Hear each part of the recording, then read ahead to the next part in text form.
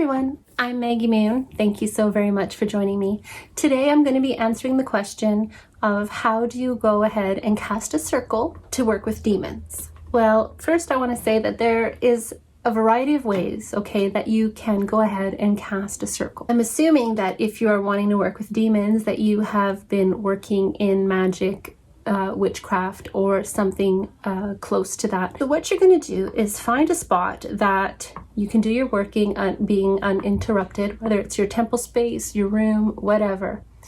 You will decorate it according to the working that you are going to do. You can have candles at each of the quarters.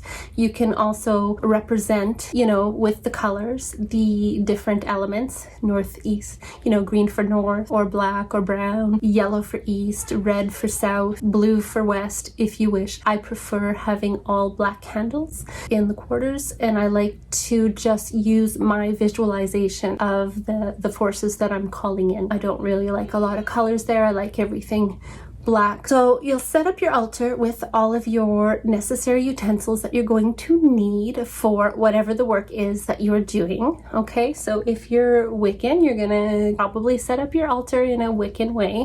Whatever's meaningful to you, there's really no right or wrong way as long as it works for you. That's all that matters. You have what you need and it's going to produce results. You can have your altar facing whatever direction based on the working that you're doing, okay? When you're ready, you can begin in the quarter. Okay, so let's say you're starting in the east, okay?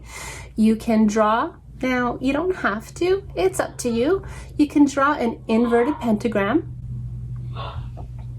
and as you do so, you will say the N. So you will have chosen ahead of time the demon you are choosing to call forth to be at the quarters of your circle. And once you see or feel the presence, you would move on to the next quarter, and whatever demon or whatever you chose to work with, you will say the N for that in the same manner. You'll do that in all of the quadrants.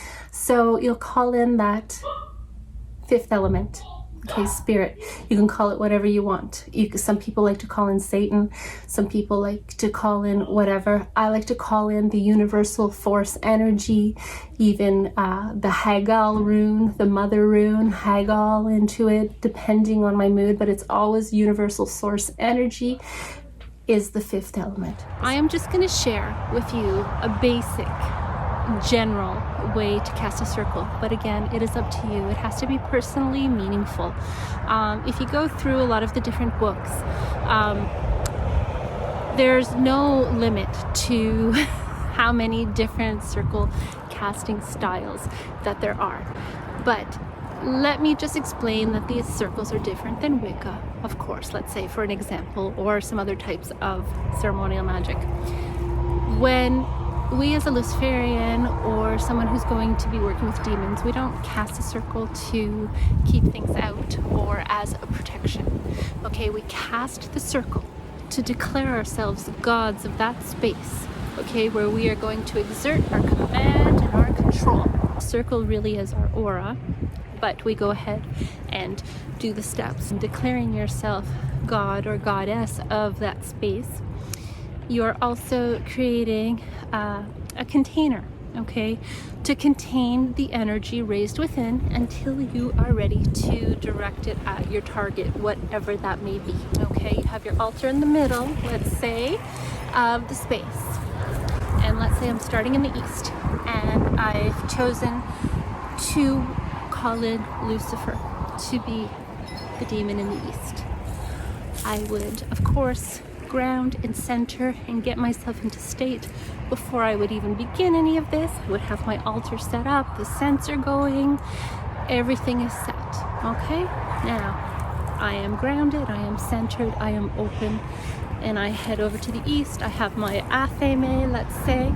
You can have your athame, you can have your witch's dagger, a wand, your finger even, whatever, okay? And for the purposes of this circle, we're going to be drawing inverted pentagrams in each of the quarters, okay? I'm going to do an example of one quarter. I will use my visualization, focus on what I am calling.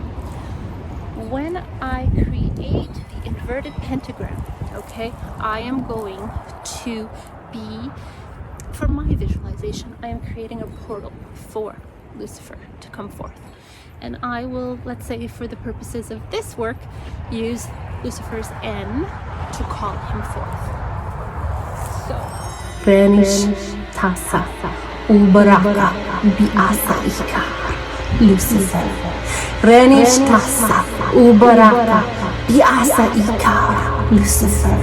Renish Tasa Ubaraka Biasa Ika Lucifer. Then I would move to the next quarter, and there, after doing all of that, I can go ahead and begin my working. Okay, whatever it may be, to call forth whatever demon, to make a pact, to do some spell working, just to meditate, whatever it may be. That's a quick and easy way to do it. When you are done, you can thank each demon in the quarters individually, okay?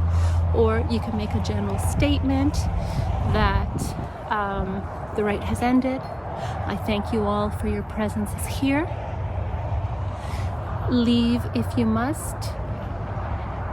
Stay if you will. And until next time, may there be peace, friendship, and respect between us now and forever. So be it. And that would be it. Some people like to reabsorb the circle energy back into their witch's dagger, their athame. I like to draw it back into myself. And there you have it.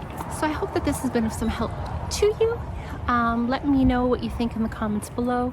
Again, there are so many ways that you can go ahead and do this. It is really up to you and what you find empowering and meaningful, because that's the most important thing.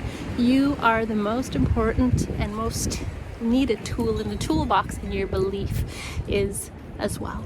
You have to have a firm belief, and when you call these things forward, make sure that you know you're passionate about it, okay? Be inflamed in the ritual. Until next time, I wish you dark and wild blessings.